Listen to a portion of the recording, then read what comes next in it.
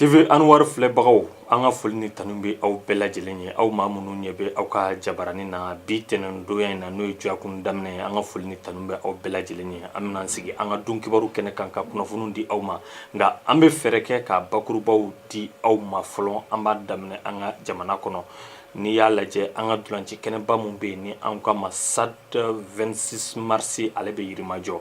u ka bolola dolancilaw olu bɛ dolanci so mun kɔnɔ an bɛ wagati min na i n'a fɔ sisan an ka parti politique ba mun bɛ yen ni an ko ma IMRDA u ka ɲɔɲɛba nana boloda n'o y'a tako filanan ye an b'o kunnafoniw di aw bɛɛ lajɛlen ma o fana bɔlen kɔfɛ Israel jamana n'o ye Juifu ka jamana ye an bɛ wagati min na i n'a fɔ sisan sariyaw dɔ tun sigilen don sen kan k'a jira k'a fɔ ko Jérusalem Est fanfɛla la k'u kana jɔli kɛ yen nka o bɛɛ n'a ta u y'u tulo gɛlɛya ka jɔliw sigi sen kan an b'o kunnafoni di aw bɛɛ lajɛlen ma ka sɔrɔ ka kuncɛ ni farikolo ɲɛnajɛ ye aw bɛɛ lajɛlen b'a kalama farafinna jɔnjɔn ni an k'a ma ko CAN o bolo dalen don jamanaw dɔ olu bɛ ka taa quart de finale kɛnɛ kan n'o ye atako filanan ye an bɛ se k'a fɔ Burkina Faso Cameroun ka fara Senegal kan ani Ghana olu bɛna ɲɔgɔn sɔrɔ quart de finale la Gabon ale sen bɔra tulon na olu mun bɛ ka k'a labɛn an b'o kunnafoniw di aw bɛɛ lajɛlen ma nin y'a bakurubaw ye an bɛ ninnu jaw yira aw la kunnafoni wɛrɛ fana bɛ yen k'olu fara aw kan a y'aw bisimila.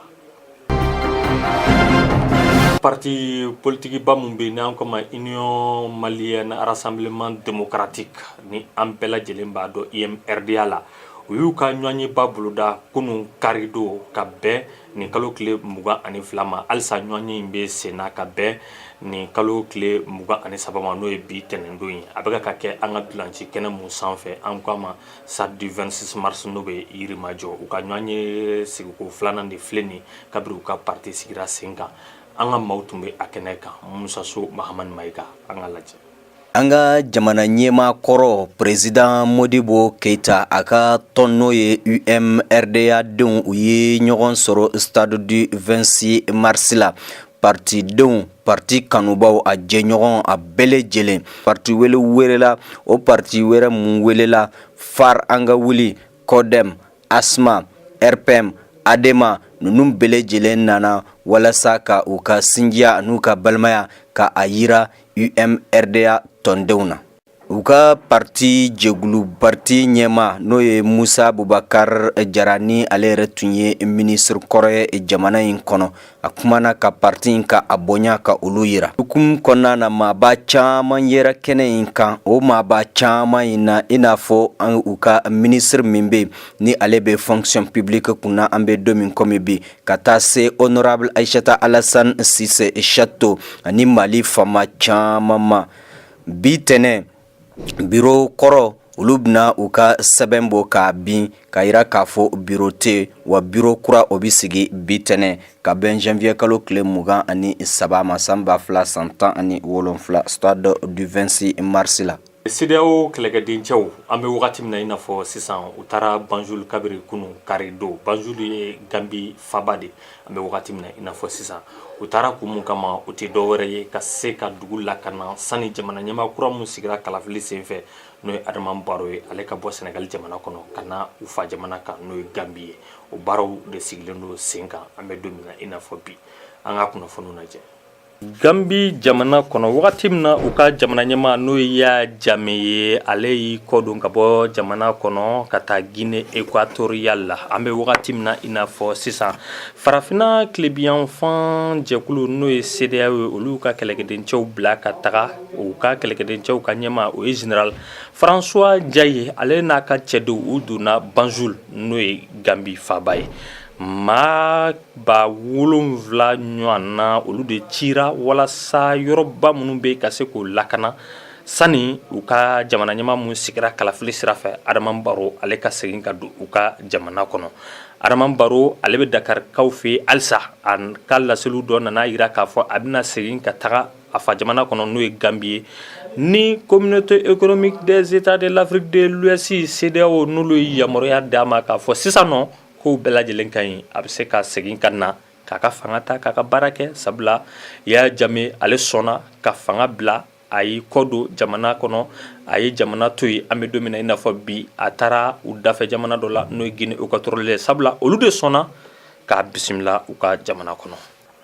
an bɛ wagati min na i n'a fɔ sisan juifu ka jamana n'o ye Israël ye sanga ni wagati u bɛ bingani wale ta ka Palestine sɛgɛrɛ o ko de bɛ sen na sariyaw dɔw tun sigira sen kan a bɛ waati jan bɔ k'a jira k'a fɔ Jérusalem Est n'o bɛ Palestine fɛ ko Israël kana jɔli kɛ yen nka Israël fanga b'u la o bɛɛ n'a ta u nana a ŋaniya siri k'a fɔ k'a yɔrɔ jɔliw daminɛ a mankanw bɛ sen na a ko bɛ boloda mun kan an ka kunnafoniw lajɛ. Jerusalem mairie olu y'a yira k'a fɔ ko u ye yamaruya di walasa u kan ka yɔrɔ min jɔ ni u ka jamana kɔnɔdenw kan ka sigi a kɔnɔ a ka se ka jɔ ni dun y'a ta ka jateminɛ fɛn min ye u ka jamana ɲɛma n'o ye Mahmoud Abbas ye ale ye wuli ka jɔ kɛ décembre waati ka yira k'a fɔ nin ko min kɔni bɛ ka kɛ ko bɛn ta tɛ wa a b'a kɔn an bɛ don min komi bi a waati u ka entreprise caman bɛ mun kɔni y'a ye k'a fɔ u ye wuli ka jɔ min kɛ Jerusalem mairie kɔni u ye a baara bɛɛ lajɛlen u y'a tiɲɛ bi fɛn min ye u ka premier ministre n'o ye u ka gouvernement premier ministre Benjamin Netanyahu ale y'a yira k'a fɔ a kɔni na yamaruya di. Kumaɲɔgɔnya sigira sen kan bi tɛnɛn don Siri bamanciw minnu bɛ fɛ ka Bashar al-Assad wuli ani Bashar al-Assad ka maaw ni ɲɔgɔn cɛ an bɛ tali kɛ an bɛ don min na i n'a fɔ bi dugu min bɛ yen n'an kama Kazakhstan olu ka faaba kɔnɔ n'an kama Astana a ɲɔgɔnyew nana boloda yen de kumaɲɔgɔnya kɔni a samanen don u ni ɲɔgɔn cɛ hali n'a sɔrɔ bamanciw ka laɲini an bɛ don min na i n'a fɔ sisan a bɛɛ lajɛlen ma sabati an k'a lajɛ. Bi dayɛlɛnni kɛra Siri fanga mara tigilamɔgɔw ani ka fara fanga sinamatɔn n'o ye muruti jɛkulu min ɲɛsinen don fanga ma u ye sigikafɔ kunfɔlɔ u y'a daminɛ bi ayiwa u jɛra ka jamajɛ fototaw kɛ o jamajɛ fototaw kɔfɛ min ye jɛkulu fila ye bɛɛ lajɛlen i mabɔ i ka fan na nka i ka dɔn nin baara in kɔni kɛra baara ɲɔgɔnya kɔnɔ ani bolodi ɲɔgɔnma kɔnɔ bolodi ɲɔgɔnma min ni a sɔrɔla jamana dama dama fɛ Astana kɔnɔna na Kazakhstankaw fɛ o jamana dabanama o ye Russie, Turki ani Iran jamana kɔnɔna ye sigikafɔ kɔni a daminɛna an bɛ waati min na i n'a fɔ bi Sirikaw fɛ. Faransi jamana kɔnɔ an bɛ wagati min na i n'a fɔ sisan gauche maaw fan fɛ u nana kalata boloda u ka cɛbɔw ni ɲɔgɔn cɛ walasa cɛbɔ minnu fana n'olu bɛna kɛ u ka cɛbɔ ye jamana ɲɛma kalafili la dabalibanko nana kɛ maaw ma sigi ni maa mun ye k'a fɔ ko bɛna bila bɛɛ lajɛlen ɲɛma o de kɛra Benoît Hamon ye. Benoît Hamon ale ni Manuel Valls an bɛ wagati min na i n'a fɔ sisan olu de bɛ sɔn ka ɲɔgɔn sɔrɔ a tako filanan na sabula Benoît Hamon ale de ye sebaya sɔrɔ tako fɔlɔ la an ka kunnafoniw lajɛ. Benoît Hamon ale ye ministre kɔrɔ ye ministre min tun bɛ kalanko ɲɛmaaya la Faransikaw fɛ ayiwa ale de gagnera kunu ayiwa élection na Faransikaw fɛ n'an ko o élection ma ko primaire de gauche ayiwa a y'a bɔɲɔgɔnko da ni ayiwa pourcentage 40 hakɛ de ye n'an ko ma ko 40%. Dimanche nata décembre kalo tile 29 san 2017 ani ka premier ministre kɔrɔ n'an ko ale ma ko Emmanuel Valls olu de kan ka ɲɔgɔn sɔrɔ turu filanan na. Élection na maa min kɛra sabanan ye n'an ko ale ma Arnaud Montebourg ale ko a ka mɔgɔw ma ko bɛɛ ka bɔ ka taa voter ayiwa Benoît Hamon ye. O kɔnɔna na jateminɛw y'a jira k'a fɔ ayiwa ni élection ni a bɛna kɛ élection ba ye Faransikaw fɛ. Kunun karido ka bɛn janvier kalo tile 22 ma san 2017 dolanciw tun bolodalen don kɛrɛnkɛrɛnla farafina jamana kɔnɔ farafina jɔnjɔn ni an ko ma kan mun bɛ ka boloda Gabon olu senbara tulon na hali n'a sɔrɔ a bɛ ka boloda olu fa jamana yɛrɛ de kan sabula u ka bɔko saba bɛɛ kɔnɔna la u ye filanin bin kɛ a bɛɛ lajɛlen na u bɔra ni kuru saba de o kuru saba in tɛ se k'a to u ka taa togo si la quart de finale kɛnɛ kan a ko bɛ boloda mun kan an ka lajɛ. Gabon jamana boli tulon belebele min bɛ ni a y'a labɛn n'o ye CAN 2017 ni a bɛ wele ko Gabon 2017 an bɛ don min kɔmi bi Gabon olu kɔni na bɔ tulon na i n'a fɔ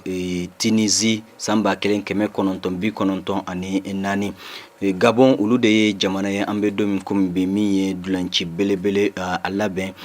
u fɛ an bɛ don min kɔmi bi u ye wuli ka jɔ caman kɛ sanga sabanan ka taa bila sanga filanan la o dulan ninnu kelen kelenna bɛɛ ma se ka kɛ cɛli ye o de hukumu kɔnɔna na an bɛ don min kɔmi bi fɛn min ye Gabon ani Cameroun ka dulan a banna fu ani fu o b'a yira k'a fɔ Gabon kɔni bɔra tulon na wa a bɛ kɛ gɛlɛya belebele nin dulanci na ka sababu sababuya kɛ jamana min bɛ ni a y'a labɛn n'o ye Gabon ye ale bɔra kabini premier tour i n'a fɔ Tunisie san 1999 waati. Hali bi o dulanci kelen na ani o farikolo ɲɛnajɛ kelen na fo ka taa se o ɲɔgɔn kelen na jamana kelen kɔnɔ Burkina Faso ni ale Blaise Compaoré ani an bɛ wagati min na i n'a fɔ sisan Thomas Sankara ka jamana ye olu ni Guinée Bissau ni o ye Cabral ka jamana ye an bɛ wagati min na i n'a fɔ sisan olu tun bɛ ɲɔgɔn na Burkina Faso ale ye se sɔrɔ 2 ani kanangolo Guinée Bissau kan a dulanci a kɛra dulanci jijalenba ye dulanci duman an bɛ wagati min na i n'a fɔ sisan Burkina Faso ale taara quart de finale kɛnɛ kan an ka lajɛ. Dulanci filanan mun tun bolo dalen don Burkina Faso ni Guinée Bissau de tun bɛ ɲɔgɔn na sanga 12 dala gosilen dɔrɔn Alain Traoré ale bɛ dolan dɔ sɔrɔ Guinée Bissau olu ka kɔfɛmaw la kɛrɛnkɛrɛn la Redinilson Silva ale bɛ dolan dɔ bila a kunkolo la k'a bɛ taa di a ka jɔ kɔlɔsiba ma n'o ye Mendes ye o m'a sɔrɔ o y'a sɔrɔ o yɛrɛ tɛ yen dolan min y'i da cɛlu la 1 ani kanangolo ka taa Burkina Faso la. An bɛ taa sɛgɛn lafiɲɛbɔ la Dabo ale bɛ seko n'a damayira bɛɛ kɛ nka foyi ma yɛlɛma Jurutekaw n'i y'a ta k'a lajɛ an bɛ wagati min na i n'a fɔ sisan u ka cɛsiri n'u ka wulikajɔ a kɛra sababu ye dogoni 6 u y'o o de sɔrɔ Burkina Faso kanu na. An taalen sɛgɛn lafiɲɛbɔ la an nalen ka bɔ sɛgɛn lafiɲɛbɔ la Paulo Duarte ale n'a ka cɛdenw u nana u cɛsiri tuguni o cɛsiri kɔnɔna la Bertrand Traoré Burkina Faso kanu na ale nana dolan dɔ ta k'a fili ka taa dugu ma a y'i jan k'a dasi sanga 58 na dolan a taara da cɛlu la 1 ani kanangolo a bɔr'o la ka kɛ 2 ani kanangolo ye dolan bɛ ban o kan 2 ani kanangolo ka taa Burkina Faso kanu na Burkina Faso nin y'u siɲɛ 3nan de u ka taa quart de finale kɛnɛ kan kani jɔnjɔn kɔnɔna la a fɔlɔ o kɛra san 1998 wagati filanan o kɛra san 2013 sabanan an b'o de la n'o ye ɲinan san ye san 2017 ka an ka bi kunnafoni kuncɛ an b'a yira aw bɛɛ lajɛlen na k'a fɔ farafinna jɔnjɔn jamana minnu n'olu taara quart de finale kan olu donna ka ban an bɛ wagati min na Burkina Faso Cameroun ka fara an bɛ don min na i n'a fɔ bi Sénégal kan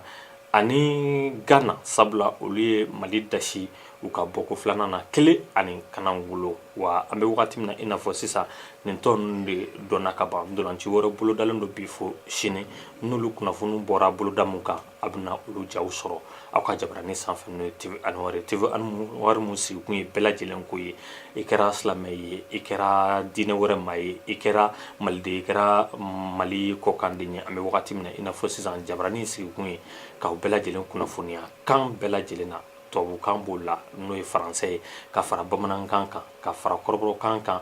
ani filakan i b'a ye k'a fɔ aw b'aw kunnafoniya nin kan ninnu bɛɛ lajɛlen na wa don n'a nataw la kan wɛrɛw fana bɛna sigi sen kan walasa